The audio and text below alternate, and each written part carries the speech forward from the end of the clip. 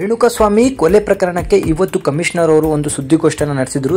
ದರ್ಶನ್ ಅವರ ಮೇಲೆ charge sheet ಅನ್ನ ಸಲ್ಲಿಕೆ ಮಾಡೋಕೆ ಇನ್ನೆರಡು ದಿನ ಟೈಮ್ ಅನ್ನ ತಗೊಂಡಿದ್ದಾರೆ. ಅದರಲ್ಲಿ ಇವತ್ತು ಒಂದು ಪ್ರಮುಖ ಬೆಳವಣಿಗೆ ಏನಂತ ಹೇಳಿದ್ರೆ, ರೇಣುಕಾಸ್ವಾಮಿ ಪವಿತ್ರ ಗೌಡ ಅವರಿಗೆ ಅಶ್ಲೀಲ ಫೋಟೋಗಳನ್ನ, ಬೆತ್ತಲೆ ಫೋಟೋಗಳನ್ನ ಕಳಿಸಿದ್ರೋ ಇಲ್ವೋ ಅನ್ನೋದಕ್ಕೆ ಒಂದು ಪ್ರೂಫ್ ಸಿಕ್ಕಿರಲಿಲ್ಲ. ಯಾಕಂದ್ರೆ ಅವರಿಗೆ ಕೇವಲ ಸಿಕ್ಕಿದ್ದು ದರ್ಶನ್ ಹಾಗೂ ಪವಿತ್ರ ಗೌಡ ಅವರ ಫೋನ್ಗಳು ಮಾತ್ರ. ಇದರಲ್ಲಿ ಇದ್ದಂತಹ ಅಂಶಗಳನ್ನ ರಿಟ್ರೀವ್ ಮಾಡ್ಕೊಂಡಿದ್ರು. ಆದ್ರೆ ಕಳಿಸಿದ್ದ ಅನ್ನೋದಕ್ಕೆ ಪ್ರೂಫ್ ಬೇಕಾಗಿದ್ದು ರೇಣುಕಾಸ್ವಾಮಿಯ ಫೋನ್ ಯಾರಿಗೂ ಕೂಡ ಸಿಕ್ಕಿರಲಿಲ್ಲ. ತುಂಬಾ ಹುಡುಕ್ಲಿಕ್ಕೆ ಟ್ರೈ ಮಾಡಿದ್ರು ಕೂಡ ಆ ಫೋನ್ ಯಾರಿಗೂ ಕೂಡ ಸಿಗ್ಲಿಲ್ಲ.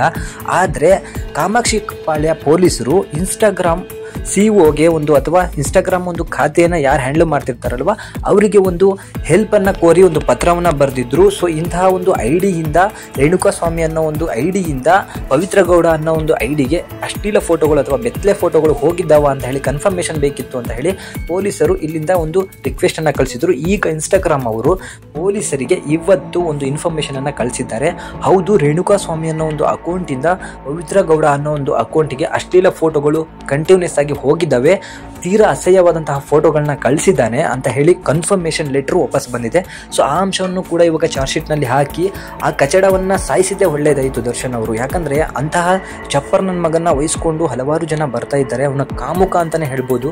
ಅಂತಹ ಕಾಮುಕರಿಂದ ಹಲವಾರು ಜನಕ್ಕೆ, ಹೆಣ್ಣು ಮಕ್ಕಳಿಗೆ ತೊಂದರೆ ಆಗಿದೆ. ಯಾರು ಕೂಡ ಮುಂದೆ ಬಂದಿರಲಿಲ್ಲ.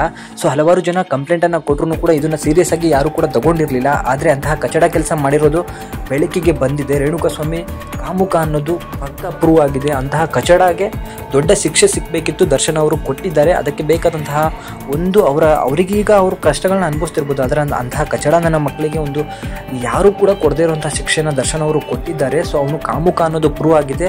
ಹೆಣ್ಣು ಮಕ್ಕಳಿಗೆ ಅಶ್ಲೀಲ ಫೋಟೋಗಳನ್ನ ಕಳಿಸಿದ್ದ ಅನ್ನೋದು ಕೂಡ ಪ್ರೂವ್ ಆಗಿದೆ. ಅವನ ಫೋನ್ ಸಿಗದೇ ಇದ್ರೂ ಕೂಡ ಇನ್ಸ್ಟಾಗ್ರಾಮ್ ಇಂದ ಆ ಥರ ಒಂದು ರಿಪ್ಲೈ ಬಂದಿರೋ ಕಾರಣಕ್ಕೆ ಅದನ್ನು ಕೂಡ ಚಾರ್ಜ್ ಶೀಟ್ ನಲ್ಲಿ ಹಾಕಿ ಅವನು ಮಾಡಿದ ತಪ್ಪುಗಳನ್ನ ಪೊಲೀಸರು ಚಾರ್ಜ್ ಶೀಟ್ ನಲ್ಲಿ ಸಲ್ಲಿಸ್ತಾರೆ. ಅದಕ್ಕೆ ಅವರು ಕೊಟ್ಟಂತಹ ಪ್ರತ್ಯುತ್ತರಕ್ಕೆ ದರ್ಶನ್ ಅವರು ಕಾನೂನನ್ನು ಕೈಗೊಂಡಿದ್ರು ಅಂತ ಹೇಳಿ ಕೂಡ ಚಾರ್ಜ್ ಶೀಟ್ ಅಲ್ಲಿ ಸಲ್ಲಿಕೆ ಆಗತ್ತೆ. ರೇಣುಕಾಸ್ವಾಮಿ ಕಚಡ ಅನ್ನೋದು ಮತ್ತೆ ಪ್ರೂವ್ ಆಗಿದೆ. ಅವನು ಯಾವುದೇ ರೀತಿಯಾದಂತಹ ದರ್ಶನ್ ಫ್ಯಾನ್ ಅಲ್ಲ, ಹಾಗೂ ಅವನು ಒಳ್ಳೆಯ ಗುಣಗಳನ್ನ ಹೊಂದಿದಂತಹ ವ್ಯಕ್ತಿ ಅಲ್ಲ. ಅವನ ಪರ ತಂದೆ ತಾಯಿ ವಹಿಸ್ಕೊಂಡು ಬರ್ತಿರೋದು ಕೂಡ ಒಳ್ಳೇದಲ್ಲ. ಯಾಕಂದ್ರೆ ಕಾಮುಕನ ಉಳಿಸೋದು ಒಂದೇ, ಬಂಜೆಯಾಗಿರೋದು ಒಂದೇ. ರೇಣುಕಾಸ್ವಾಮಿ ಮಾಡಿದ ತಪ್ಪಿಗೆ ಶಿಕ್ಷೆನ ಅನುಭವಿಸು. ಇವತ್ತು ಅವನು ಈ ಭೂಮಿ ಮೇಲಿಲ್ಲ, ಕಚಡಗಳು ಭೂಮಿಯಲ್ಲಿ ಇರೋದಕ್ಕಿಂತ ಸಾಯದೆ ಒಳ್ಳೆಯದು. ಆ ಥರ ಒಂದು ಕೆಲಸವನ್ನ ಮಾಡಿದ್ದಾರೆ. ದರ್ಶನ್ ಅವರು ಶಿಕ್ಷೆನ ಅನುಭವಿಸ್ಬಿಟ್ಟು ಹೊರಗಡೆ ಬರಲಿ, ಹಾಗೂ ಆ ರೇಣುಕಾಸ್ವಾಮಿ ಆತ್ಮಕ್ಕೆ ಶಾಂತಿ ಸಿಗದೇ ಇರಲಿ, ಹಾಗೂ ಅಂತಹ ಕಾಮುಕರು ಮತ್ತೆ ಹುಟ್ಟದೇ ಇರಲಿ.